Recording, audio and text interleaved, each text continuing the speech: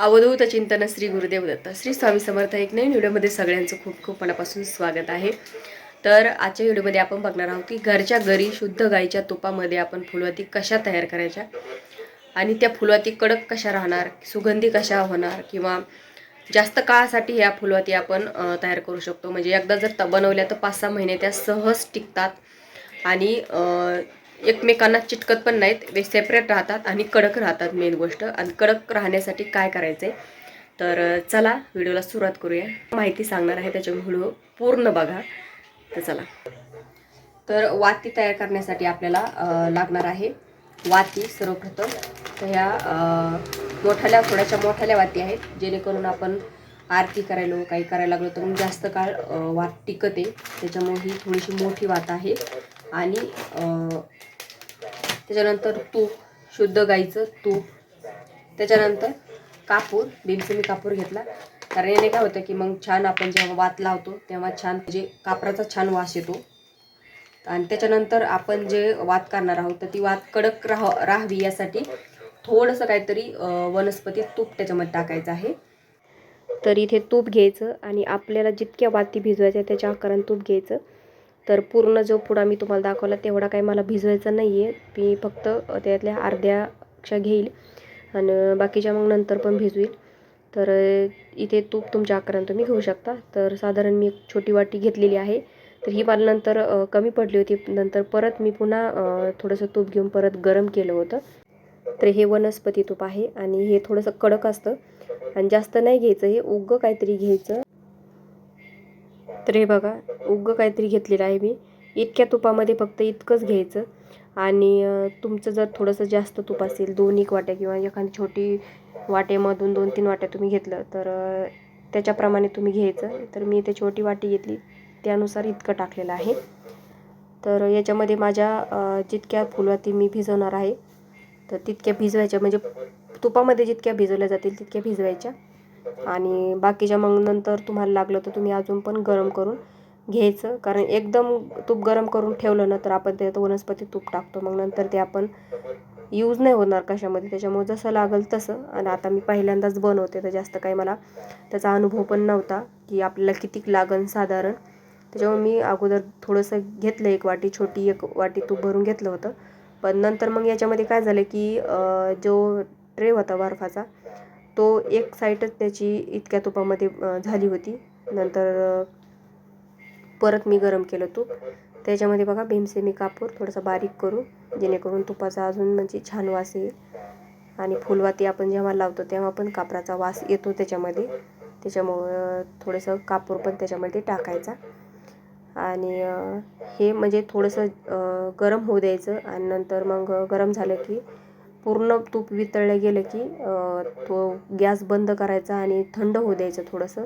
एकदम गरम गरम तुम्ही प्लास्टिकच्या याच्यामध्ये तूप टाकायचं नाही आणि फुलवाती, जेणेकरून काय होईल की ते पगळण्याची शक्यता असते, त्याच्यामुळं थोडंसं थंड होऊ द्यायचं। तर हे बघा, मी थोडंसं 10-15 मिनटं थंड होऊ दिलं, त्याच्यानंतर हे ट्रे घेतला आणि ह्या फुलवाती आहे थोड्याशा अशा करायच्या, त्याला गोल आकार दिल्यासारखा करायचा आणि एक साईडला ठेवायचं। तर हे बर्फाचा ट्रे थोडासा मोठा होता, त्याच्यामुळे एक फुलवात जर म्हटलं तर मग ती खूप मोठी झाली असती, त्याच्यामुळे एका ह्याच्यामध्ये मी 2 फुलवाती ठेवल्या आणि त्याच्यामध्ये तूप टाकलं। आणि नंतर तुम्ही बघितलंच असेल की छान होतं ते, घट्ट झालं आणि कडक झाली फुलवात तर मग ती छान सेट होऊन जाते आणि 2 वेगवेगळ्या पण सेपरेट होऊन जातात आणि त्याला आकार पण छान येतो, स्क्वेअरचा आकार त्याला आला। तर अशा पूर्ण मी ठेवून घेते। तर इथे पूर्ण फुलवाती मी टाकून घेतले आणि असं चमच्याने तूप टाकायचं त्याच्यामध्ये। आणि तूप पण असं टाकायचं की वरचे जे आपण फुलवाती वरचे टोक जे असतात ते पण भिजले गेले पाहिजे, नाहीतर मग खालच्या भिजवायचे आणि वरचे जो कोल्ड जर राहिले तर मग नंतर लावायला मग प्रॉब्लेम होतो, त्याच्यामुळे वरचे पण भिजवायचे। आणि फुलवात जितकी बुडेल, पूर्ण फुलवात बुडेल असं तूप टाकायचं। तर माझी एक लाईन पूर्ण झाली तितक्या तुपामध्ये आणि नंतर मग मी परत तूप ते गरम केलं, कारण पहिल्या वेळेस मी बनवत होते मग अंदाज नव्हता की किती लागल आपल्याला काय, त्याच्यामुळं मी म्हणजे जसं लागल तसंच ते तूप गरम केलं। तर हे बघा, पूर्ण एक लाईन पूर्ण झाली आणि तूप संपलं का अंदाज नव्हता त्याचा, त्याच्यामुळं कमीत कमी 2-3 वाट्या घ्यायला पाहिजे तुम्ही तूप. आणि मग म्हणजे बरोबर ट्रे पूर्ण झाला असता. पण मला अजून पण भिजवायच्या होत्या, कारण इतक्या याच्यामध्ये काय हे थोडे दिवस मला गेले असते, त्याच्यामुळे म्हणजे जास्त भिजून ठेवायच्या होत्या मला. तर बाकीचे मी मग नंतर प्लेटवरच ठेवणार आहे. तर इतके मी आता टाकून घेते आणि परत एकदा तूप गरम करून घेते. तर हे बघा, आता ते तूप संपलं आणि परत मी गरम करते.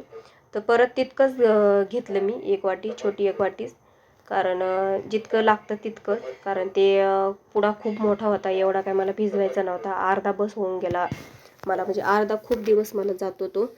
नंतर मग लागलं तर मी परत ते भिजवे. तर हे बघा, त्याच्यात परत थोडंसं वनस्पती तूप टाकून हे बघा ते घेतलं मी ते. आणि शुद्ध गाईचं तूप हे, त्याच्यामुळे ते मग त्याला कलर येलोश आलेला आहे. तर याच्यामध्ये पण थोडंसं वनस्पती तूप टाकायचं आणि ते गरम करून घ्यायचं. तर हे बघा, तूप गरम केलं, त्यात थोडासा कापूर टाकला आणि परत ते उरलेली साईडची ट्रेची आहे ती भरून घेतली. आणि नंतर मग जे फुलवाती आहेत, जे तूप उरलेलं आहे, त्या ज्या फुलवाती आहेत त्या प्लेटमध्ये ठेवून दिल्या. तर प्लेटमधल्या पण खूप छान झाल्या होत्या आणि कडक झाल्या होत्या. बेसिक म्हणजे आपल्याला कडकच लागत होत्या, त्याच्यामुळे कडक झाल्या होत्या. तरी बघा, पूर्ण हे केले मी. आणि ज्या उरलेल्या फुलवात्या आहेत किंवा ज्या तूप उरलेलं आहे, तुपामध्ये सगळ्याच टाकल्या मी. आणि नंतर मग एक एक एक एक प्लेटमध्ये त्या ठेवून दिल्या. आणि त्यात मस्त अशा चमच्याने अशा बुडवून घ्यायच्या, जेणेकरून पूर्ण फुलवातीमध्ये तूप गेलं पाहिजे अशा. आणि मग नंतर ते एक एक एक प्लेटमध्ये मी ठेवून दिले होते. तसं तर प्रत्येक वेळेस मी असंच करते.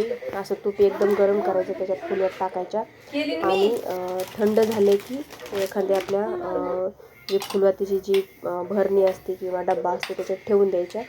पण ह्यावेळेस जस्ट मी ट्राय केलं आणि हे बघितलं होतं मी, यूट्यूबवरच बघितला होता हा व्हिडिओ. त्याच्यामुळे मग म्हटलं आपण पण एकदा करून बघावं.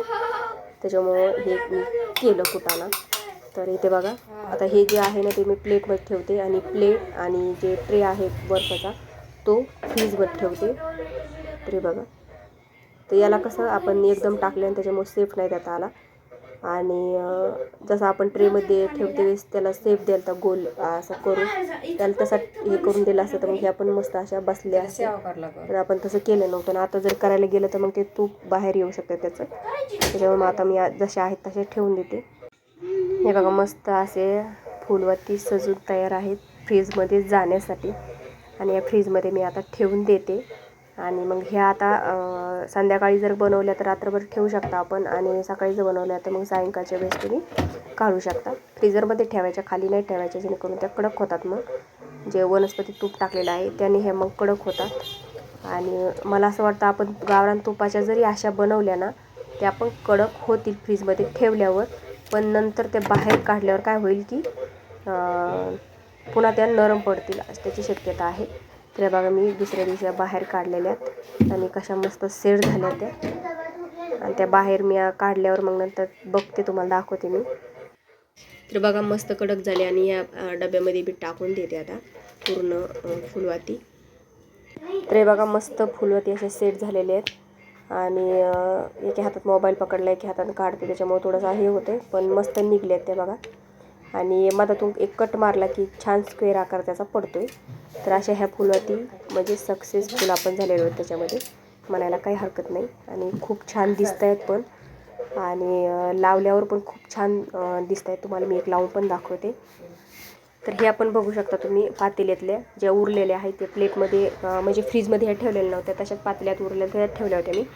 आणि ह्या पण कडक आहेत, असं नाही की कडक नाही आहेत म्हणून. बाहेर असताना पण ह्या कडक आहेत, म्हणजे याचा अर्थ आपण ज्या फ्रीजमध्ये ठेवल्यात त्या आपण बाहेर काढल्या पण कडक राहणार आहेत, त्या नरम पडणार नाही आहेत. त्याच्यामुळं म्हणजे जे फुलवाती आपण बनवल्यात त्या एकदम सक्सेसफुली तुम्ही पण बनवू शकता. तर हे बघा, म्हणजे याचा एक सेपरेट त्या करावं लागतील. तर चला आता फुलवात तुम्हाला लावून दाखवते मी. तर बघा, इथे म्हणजे आपण जे पहिल्यांदा काम करतो त्याच्यात आपल्याला यश आलेले, त्याच्यामुळे मी खूप खुश आहे. तर इथे मी महाराजांपाशी नेते आणि एक तुम्हाला लावून दाखवते. तर दिसायला पण किती छान दिसत आहेत, एकदम अशा स्क्वेअर आकाराच्या छोट्या छोट्याला मस्तवानी. आणि इथे मी एक लावून दाखवते तुम्हाला की खरंच लावल्यावर पण किती छान आणि गोड दिसते आणि आरती करतेस पण किती भारी वाटेल आपल्याला. कारण ही कडक आहे. दुसरे आपण तुपात भिजवून ज्या लावतो ना त्या अशा लूळ होऊन जातात, म्हणजे अशा जे काही टोक आहेत ना त्या फुलवाती ते मान टाकून देतात. मग आपल्याला कधी कधी आरती करते वेळेस काय होतं की शांत पण होते वात. त्याच्यामुळे ही होऊ नये म्हणून मग असे वाती तुम्ही भिजवा, नक्कीच भिजवा. मी गॅरंटी देते तुम्हाला, खरंच खूप म्हणजे मदत होईल तुम्हाला. तर बघा लावल्यावर पण तिला काहीच प्रॉब्लेम नाही आहे. मस्त पटकन लागल्या गेली आहे ती आणि दिसायला पण किती छान दिसते आहे आणि जास्त काळ टिकणार आहे ही वात, कारण तूप जास्त आहे आणि मेन गोष्ट म्हणजे कडक आहे, म्हणजे विजण्याची पण शक्यता नाही आहे. तर बघा मी तुम्हाला महाराजांना ओवाळून पण दाखवते आज, कारण आज सकाळी काय झालं की आरती खूप घाई झाली देवपूजाला, त्याच्यामुळे आरती पण मला करणं नाही झाली. पण महाराजांनी माझ्याकडून ओवाळून घेतलं आकर शेवटी. अवधूत चिंतन श्री गुरुदेव दत्त श्री स्वामी समर्थ एक नवीन व्हिडिओमध्ये सगळ्यांचं खूप खूप मनापासून स्वागत आहे. तर आताच बघितलं तुम्ही की फुलवाती काल बनवल्या होत्या मी आणि त्या नंतर फ्रीजमध्ये ठेवल्या आणि आता दुसऱ्या दिवशी म्हणजे बघते मी त्याला, कारण दिवसभरात कामं होते तर बघणं नाही झालं. तर आता बघितल्या आणि खरंच खूप छान फुलवाती झालेल्या आहेत. आणि तुमच्याकडे जर वेगवेगळ्या सेफ देण्यासाठी काही असेल, एखादा चॉकलेटचा मोड वगैरे, तर मग त्याच्यामध्ये पण तुम्ही करू शकता, गोल, चौकोनी, त्रिकोणी अशा. तर माझ्याकडे नव्हतं त्याच्यामुळे मी तो बर्फ बनवायचा जो ट्रे असतो त्याच्यामध्ये बनवल्या आणि तो थोडासा मोठा होता म्हणून मी एकेच याच्यामध्ये 2-2 टाकल्या, तरी पण खूप छान आल्या, चौकोनी आकार आलेले आहे त्याला. तर खरंच म्हणजे आपण जर अशा बनवल्या तर सणासुदीला खूप कामी येतात ह्या. नंतर आहे सोमवती अमावस्या, त्याच्यानंतर त्याच दिवशी बैलपोळा पण आहे, ज्याला आपण पिठोरी अमावस्या म्हणतो. पिठोरी अमावस्याच्या दिवशी आपण बैलपोळा साजरा करतो. त्याचबरोबर श्रावण महिन्याची सांगता पण त्याच दिवशी आहे. त्याच्यामुळे आपल्याला काय उपाय करायचा आहे, मी तुम्हाला मागच्या व्हिडिओमध्ये सांगितलं होतं की आपल्याला पितरांसाठी काही उपाय करायचे आहे, सेवा करायची आहे. कारण पिठोरी अमावस्याच्या दिवशी पितरांची सेवा केल्यानं अधिक आपल्याला फळ मिळत असतं. त्याच्यानंतर कसं करायचं, हिरण्यदान कसं करायचं, त्याची माहिती मी तुम्हाला मागच्या व्हिडिओमध्ये सांगितली होती. तो पण व्हिडिओ बघा, कारण त्याच्यात खूप इम्पॉर्टंट माहिती मी तुम्हाला सांगितलेली आहे. तर पिठोरी अमावस्या ही अमावस्या म्हणजे फार प्रभावी आहे. ह्या दिवशी आपल्या आईने मुलांसाठी काही उपाय करायचे असतात, तर ते मी तुम्हाला शॉर्टकटमध्ये सांगते काय करायचं आहे. बघा, ही अमावस्या, पिठोरी अमावस्या म्हणजे आपण आईने मुलांसाठी काय उपवास करायचा असतो. त्या दिवशी बऱ्याच बायका निरंकार उपवास करतात, पण नाही जमत तर तुम्ही फलाहार करून सुद्धा उपवास करता आपल्या मुलांच्या दीर्घ आयुसाठी. त्याच्यानंतर मुलांची जी प्रगती आहे ती होण्यासाठी, मुलांचं स्वास्थ्य चांगलं राहण्यासाठी आपण आईने मुलांसाठी उपवास करायचा असतो. त्या दिवशी मुलांचं औक्षण आपण करायचं असतं, मुलांची त्या दिवशी नजर काढायची असते. त्या दिवशी मुलांना रागवू नये. त्याचबरोबर मुलांच्या चांगल्या, त्या दिवशी दिवसभर मुलांचा चांगला विचार आपण मनामध्ये बाळगायचा आहे, म्हणजे वाईट विचार त्या दिवशी करायचा नाहीये. तसं तर कोणाविषयीच आपण वाईट विचार करू नये, पण आईने खास मुलांसाठी त्या दिवशी चांगलं बोलावं, चांगलं त्यांच्याशी वागावं, त्यांना गोडाधोडाचा मुलांना खाऊ घालायचा आहे. म्हणजे असे उपाय आईने मुलांसाठी करायचे आहेत आणि औक्षण पण करायचं आहे, उपवास पण करायचा आहे. तर नक्की करा. तर आजच्या व्हिडिओमध्ये इतकंच. व्हिडिओ आवडला असेल तर लाईक करा, शेअर करा, चॅनलला सबस्क्राईब करा. झाली सेवा श्री स्वामी समर्थ महाराजांच्या परमपूज्य गुरु माऊलींच्या चरणी रुजू करते. श्री स्वामी समर्थ.